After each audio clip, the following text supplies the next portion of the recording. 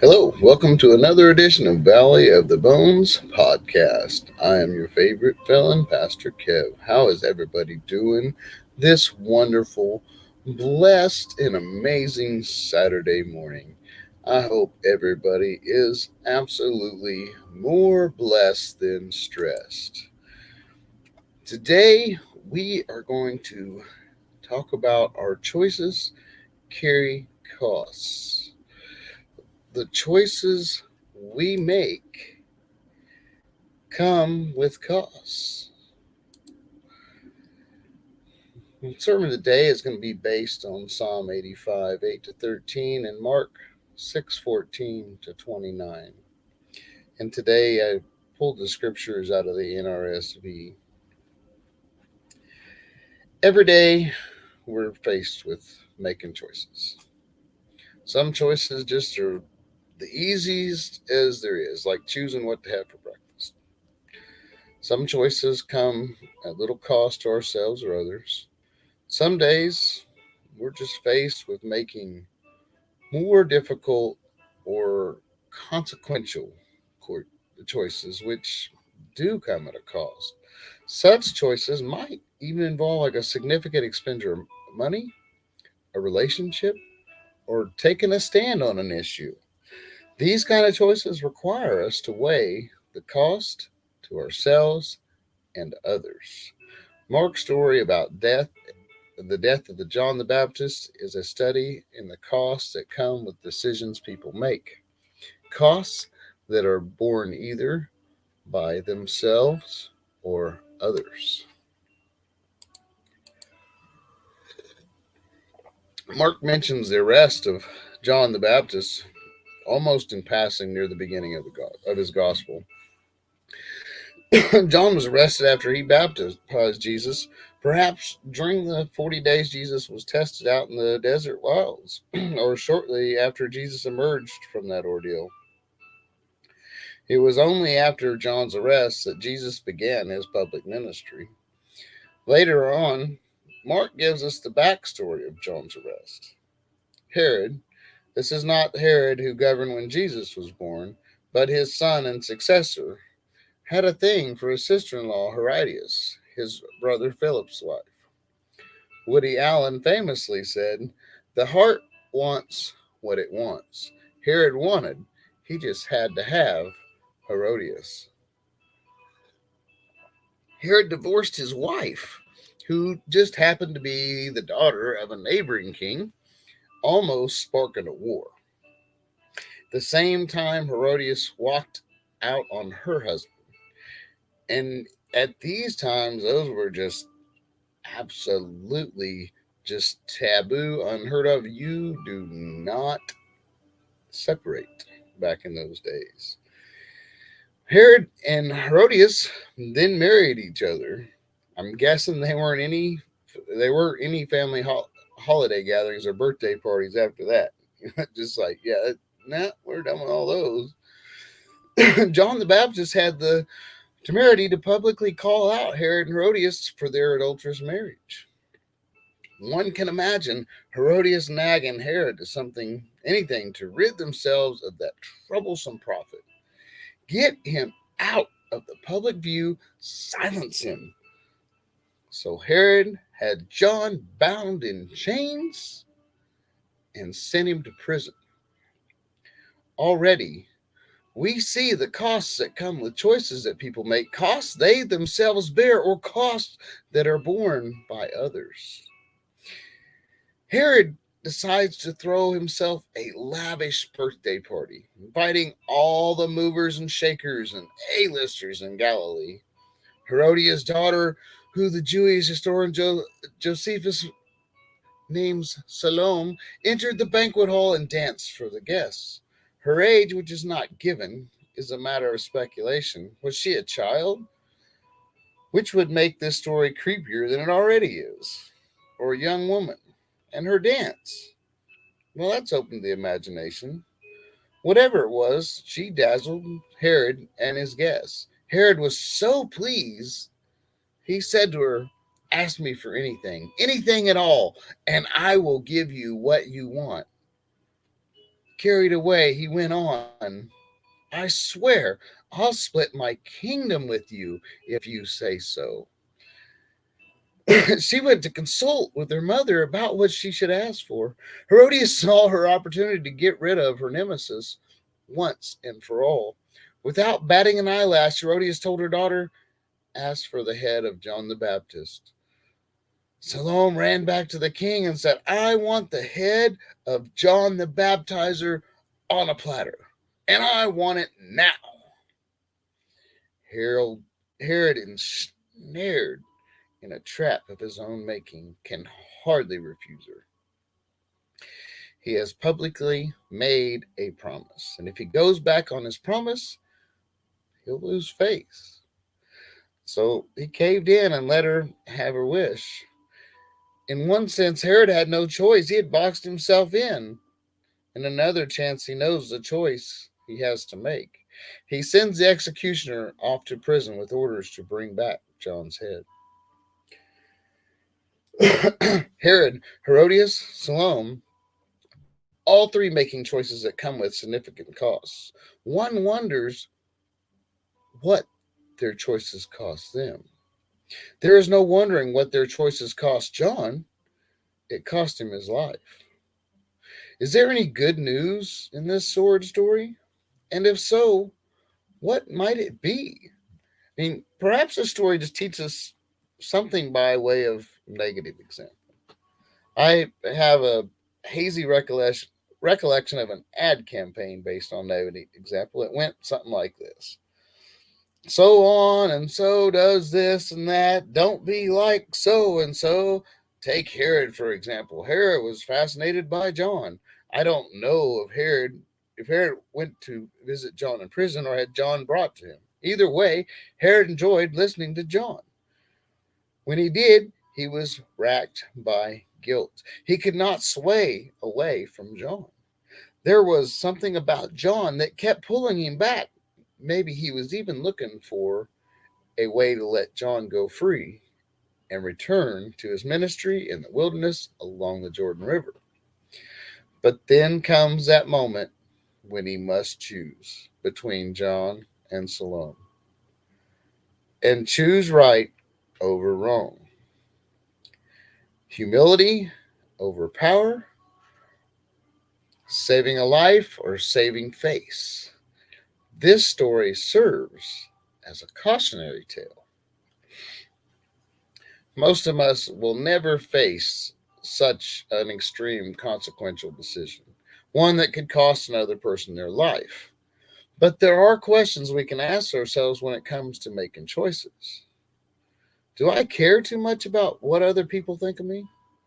Do I value my status or reputation more than I do the truth? Am I willing to allow people to bear the costs of my own convenience or comfort? These are challenging questions, but they're one that we should be willing to ask and wrestle with in our own lives to make sure that we are making the correct choices that don't hurt other people, that exemplify Christ. If Herod teaches us by way of negative example, John the Baptist serves as a positive example. Like prophets before him, prophets such as Jeremiah, Amos, Micah, John risks speaking truth to power.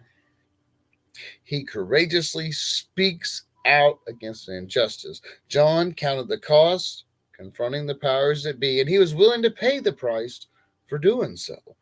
I think we're all familiar with the Hans Christian Andersen folktale, The Emperor's New Clothes. Two swindlers arrive at the capital city of an emperor who spends lavishly on clothing at the expense of state matters. Posing as weavers, they offer to supply him with magnificent clothes that are invisible to those who are stupid or incompetent. The emperor hires them, and they set up looms and go to work. A succession of officials, and then the emperor himself visits them to check the progress. Each sees that the looms are empty, but pretends otherwise to avoid being thought a fool. Finally, the weavers report that the emperor's suit is finished. They mime dressing him, and he sets off in a procession before the whole city. The townsfolk uncomfortably go along with the pretense, not wanting to appear inept or stupid, until a child blurts out, "That emperor is wearing nothing at all." The people then realize that everyone has been fooled. Although startled, the emperor continues the procession, walking more proudly than ever. Whatever fig leaf Herod used to justify his marriage to Herodias, John pulled it away, exposing their sordid affair. So, what about us today? When someone tells a joke that demeans others or perpetuates false stereotypes, are we willing to speak up and say it's wrong? Are we willing to risk ourselves in order to right a wrong? When someone is being racist in any shape or manner, are we willing to stand up and be wrong? When someone's being hateful, are we willing to stand up and be wrong or and to what is wrong? We need to learn to stand up and speak up. Speak out. This world will never change if we ignore problems.